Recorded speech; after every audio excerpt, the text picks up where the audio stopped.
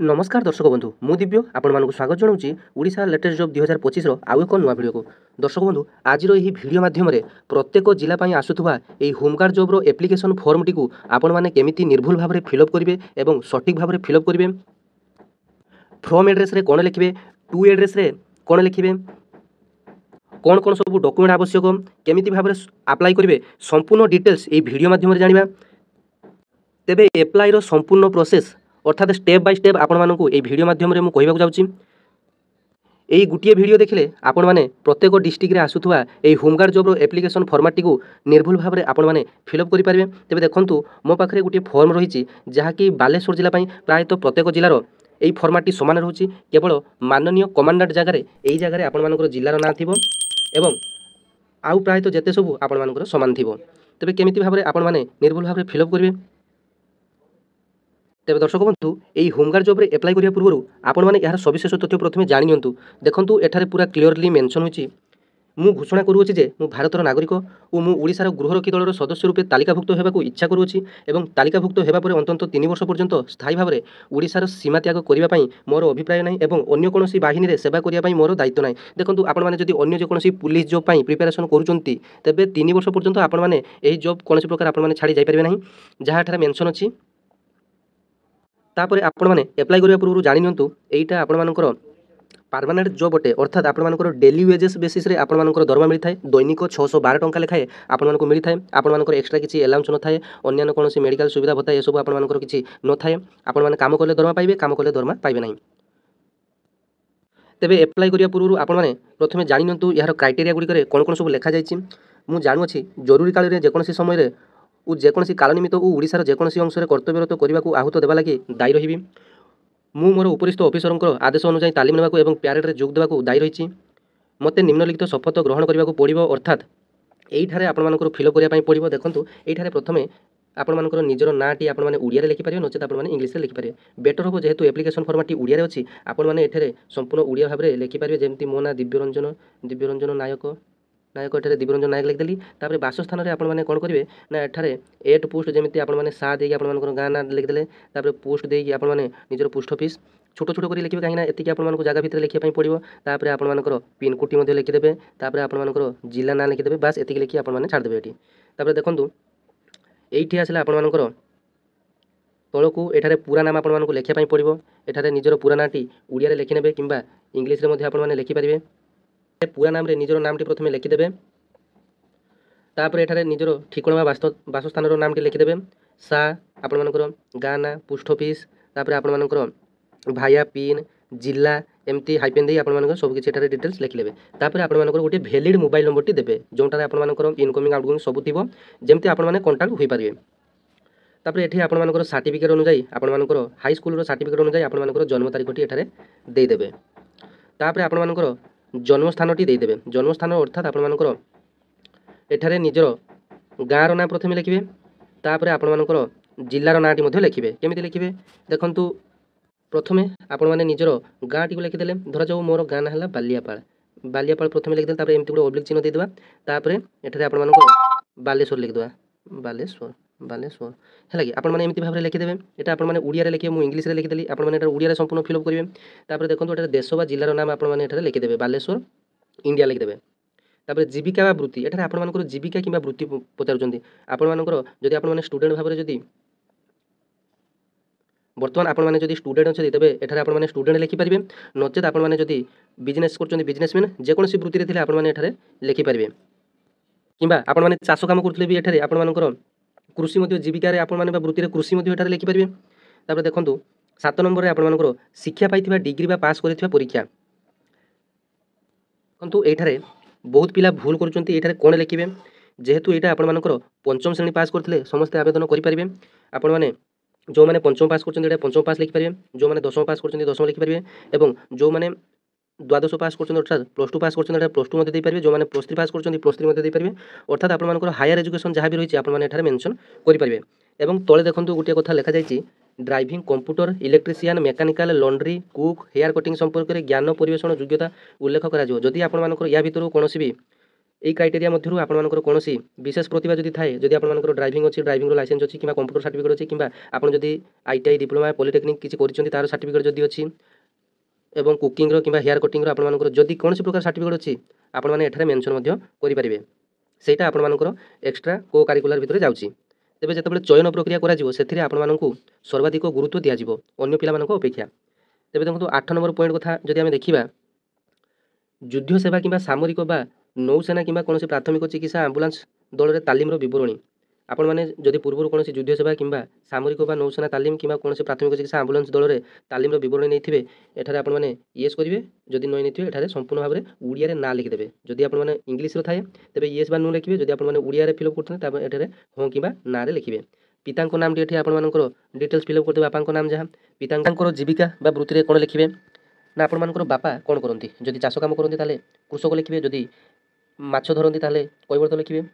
ମିସ୍ତ୍ରୀ କାମ କରନ୍ତି ରାଜମିସ୍ତ୍ରୀ ଲେଖିପାରିବେ, ବଢ଼େଇ ଲେଖିପାରିବେ। ଯେକୌଣସି ପ୍ରକାର ବୃତ୍ତି କରୁଥିଲେ ଆପଣମାନେ ଏଇ ଜାଗାରେ ଫିଲ୍ଅପ୍ କରିନେବେ। ମୂଳତଃ ତାପରେ 11 ନମ୍ବରର ଯଦି ଅପସନ୍ଟାକୁ ଆମେ ଦେଖିବା, ତେବେ 11 ନମ୍ବର ଅପସନ୍କୁ ଯଦି ଦେଖିବା, ମୂଳତଃ ପାକିସ୍ତାନର ଅଧିବାସୀ ହୋଇଥିଲେ ସେହି ରାଜ୍ୟରେ ଥିବା ଠିକଣା ଏବଂ ଭାରତ ସଂଘ ରାଜ୍ୟକୁ ବାସ ପରିବର୍ତ୍ତନ କରିବାର ତାରିଖ। ଦେଖନ୍ତୁ ଆପଣମାନେ ଯଦି ପାକିସ୍ତାନର ମୂଳ ବାସିନ୍ଦା ଏବଂ ଭାରତରେ ଯେକୌଣସି ରାଜ୍ୟରେ ବା ଓଡ଼ିଶାରେ ଆସି ବହୁତ ଦିନ ଧରି ବସବାସ କରୁଛନ୍ତି, ତେବେ ଆପଣମାନେ ଯେବେ ଓଡ଼ିଶାକୁ ଆସିଲେ ତେବେ ଆପଣମାନଙ୍କର ଏଇଠାରେ ସେହି ତାରିଖଟି ଆପଣମାନଙ୍କୁ ଲେଖିବା ପାଇଁ ପଡ଼ିବ ଯେ ଆପଣମାନେ କେବେ ଆସିଲେ। ଯଦି ଆପଣମାନଙ୍କର ସେମିତି କିଛି ନାହିଁ ତେବେ ଆପଣମାନେ ଏଠାରେ ନୁ ମଧ୍ୟ ବା ନାଁ ଲେଖିଦେବେ। ଏଠାରେ ସମ୍ପୂର୍ଣ୍ଣ ନାଁ ମଧ୍ୟ ଲେଖିଦେବେ 11 ନମ୍ବର। ତାପରେ 12 ନମ୍ବର ପଏଣ୍ଟରେ ପୂର୍ବବର୍ତ୍ତୀ 5 ବର୍ଷ ମଧ୍ୟରେ 1 ବର୍ଷରୁ ଅଧିକ ସମୟ ବାସ କରିଥିବା ସ୍ଥାନର ବିବରଣୀ, ଘର ନମ୍ବର, ଗଳି, ସଡ଼କ, ରାସ୍ତା, ଗ୍ରାମ, ସହର, ଜିଲ୍ଲା ଉଲ୍ଲେଖ ଥିବା ସେପରି ପ୍ରତ୍ୟେକ ବାସସ୍ଥାନର ଠିକଣା ଏବଂ ସେହି ସ୍ଥାନରେ ବସବାସ କାଳ ଦର୍ଶାଉଥିବା ତାରିଖ ଉଲ୍ଲେଖ କରାଯିବ। ଦେଖନ୍ତୁ 12 ନମ୍ବର ପଏଣ୍ଟରେ ସେ କହିଲେ ଯେ ଆଜକୁ ଠିକ୍ 5 ବର୍ଷ ପୂର୍ବରୁ 1 ବର୍ଷରୁ ଅଧିକ ସମୟ ବାସ କରିଥିବା ଏକ ସ୍ଥାନର ବିବରଣୀ। ଯଦି 5 ବର୍ଷ ପୂର୍ବେ ମାନେ ଗୋଟିଏ ସ୍ଥାନରେ 1 ବର୍ଷରୁ ଅଧିକ ସମୟ ଆପଣମାନେ ଗୋଟିଏ ସ୍ଥାନରେ ବସବାସ କରୁଥିବେ, ତେବେ ସେହି ସ୍ଥାନର ଠିକଣା ଏଇଠାରେ ଆପଣମାନଙ୍କର ଲେଖିବା ପାଇଁ କହୁଛି। ଯେହେତୁ ଆପଣମାନେ ଆପ୍ଲାଏ କରୁଛନ୍ତି, ପ୍ରାୟତଃ ଆପଣମାନେ ଘରେ ହିଁ ରହୁଛନ୍ତି କିମ୍ବା ଆପଣମାନେ ପାଠ ପଢ଼ିବା ପାଇଁ କୌଣସି ବାହାରେ ଇଏରେ ରହୁଛନ୍ତି, ତେବେ ଏଇଠାରେ ନିଜର ଘରର ଆଡ୍ରେସଟି ଆପଣମାନେ ଲେଖିପାରିବେ। ସା ପୋଷ୍ଟ ଡିଟେଲ୍ସ ଆପଣମାନେ ଏଠାରେ ଲେଖିପାରିବେ, ହେଲା କି। ତାପରେ ନିମ୍ନଲିଖିତ ପ୍ରଶ୍ନଗୁଡ଼ିକର ଉତ୍ତର ତାହାର ପ୍ରତିପାର୍ଶ୍ୱରେ ଦିଆଯାଇଥିବା ମୋତେ ଦେବେ। ଦେଖନ୍ତୁ, ତୁମର ଅସ୍ତ୍ରଶସ୍ତ୍ର ଲାଇସେନ୍ସ ଅଛି କି?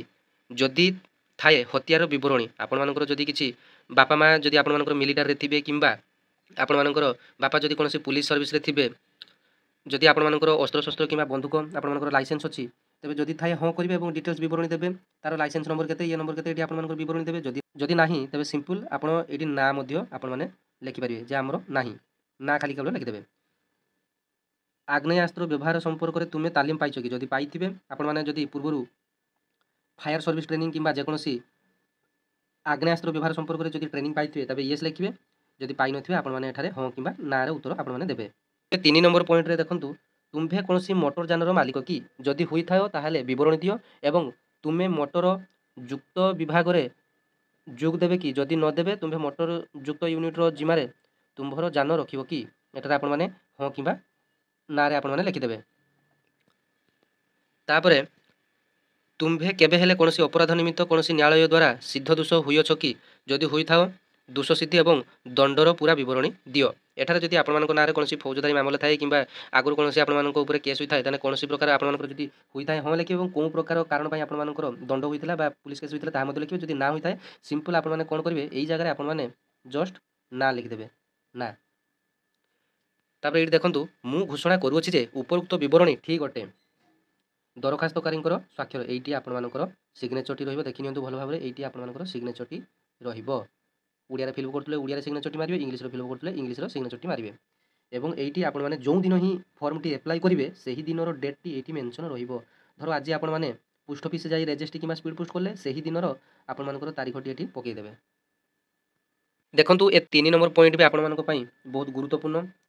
ଦେଖନ୍ତୁ ଏଠାରେ କ'ଣ ଲେଖାଯାଇଛି, ତୁମ୍ଭକୁ ଅତ୍ୟନ୍ତ 3 ବର୍ଷ ହେବ ବ୍ୟକ୍ତିଗତ ଭାବେ ଜାଣିଥିବା 2 ଜଣ ପଦସ୍ଥ ଭଦ୍ରବ୍ୟକ୍ତିଙ୍କ ଦ୍ୱାରା ସ୍ୱାକ୍ଷରିତ ଚରିତ୍ରର ପ୍ରମାଣପତ୍ର ନିମ୍ନରେ ଲେଖାଯିବ। ଅର୍ଥାତ୍ ଆପଣମାନଙ୍କୁ ସର୍ବନିମ୍ନ 3 ବର୍ଷ ଜାଣିଥିବା ଆପଣମାନଙ୍କର ଗ୍ରାମର ସରପଞ୍ଚ ହୁଅନ୍ତୁ କିମ୍ବା ଆପଣମାନଙ୍କର ନିକଟସ୍ଥ RI ହୁଅନ୍ତୁ କିମ୍ବା ହାଇସ୍କୁଲର ହେଡ଼ମାଷ୍ଟର ହୁଅନ୍ତୁ କିମ୍ବା ଆପଣମାନଙ୍କ ଅଞ୍ଚଳରେ ଯେଉଁ ଡକ୍ଟର ରହିଛନ୍ତି ତାଙ୍କ ପାଖରୁ 2ଟି ଅଲଗା ଅଲଗା ଲୋକଙ୍କ ପାଖରୁ ଆପଣମାନେ ସିଗ୍ନେଚର ଆଣିବେ। ଦେଖନ୍ତୁ ଏଠାରେ କ'ଣ ଲେଖିବେ ନା ପ୍ରମାଣପତ୍ର ଦେଇଥିବା ବ୍ୟକ୍ତିଙ୍କର ସ୍ୱାକ୍ଷର।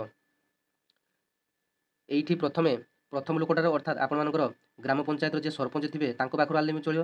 प्रथमे तांकर स्वाक्षर एटार आपणमानकर रहिबो, तापर तांकर ठिकणा एठी रहिबो, एठी तांकर मोबाइल नंबर रहिबो, एठी तांकर संपूर्ण ठिकणा रहिबो। तो देखंतु एठारे आउ जनकर आवश्यक आपणमानकर ग्रामर सरपंच तो 1 नंबर जदि मारिले 2 नंबर आपणमानकर डॉक्टर किंबा हाई स्कूल हेडमास्टर सार किंबा आरआई एठारे सिग्नेचर मारि पारिबे एवं ठिकणा तांकर लिखि पारिबे एवं तले मोबाइल नंबरटी दे पारिबे। एठी जो मोबाइल नंबरटी रहिछि मोबाइल नंबर दे देबे। एतिकी फिलअप कर सारा परे आपणमानकर फिलअप करिया काम संपूर्ण भाबरे सरीगला। तेबे कोन कोन डॉक्यूमेंट गुडाक आपण माने अटैच करिवे एवं केमिति भाबरे संपूर्ण भाबरे अप्लाई करिवे ताहा मध्ये डिटेल्स आपण मानकु वर्तमान जणाया पई जाउछि। तेबे एठारे जो टिप्पणी लिखा जाइछि ताहा मध्ये आपण मानकु पढिया पई पडिबो, कारण गोटिए जॉब अप्लाई करिया पूर्व तार एलिजिबिलिटी क्राइटेरिया आपण माने प्रथमे भलो भाबरे पढ़ी भल भाव बुझंतु तापर जाई अप्लाई करंतु। देखो जाइछि तेबे देखंतु एई फॉर्मेटटी आपण मानकु किछि फिलअप करिया पई पडिबो नाही, अर्थात मु प्रमाण करूछि जे एइठी आपण मानकर एतिकी आपण मानकु फिलअप करिया पई किछि पडिबो नाही, कारण आपण माने जतेबेले ट्रेनिंग पई जिबे सेतेबेले ट्रेनिंग बेले आपण मानकर जो नियुक्त बा उपरिस्थ अधिकारी थिबे तेबे सेठारे तांकर सिग्नेचर एवं से सब आपण मानकर डिटेल्स फिलअप करिवे। तेबे एई फॉर्मेटटी आपण मानकर जमा आपण माने फिलअप करिवे नाही। एवं जो सब फॉर्मेट आपण मानकु कहि गली जे आपण मानकर एई फॉर्मेट थारु आरंभ करी आपण मानकर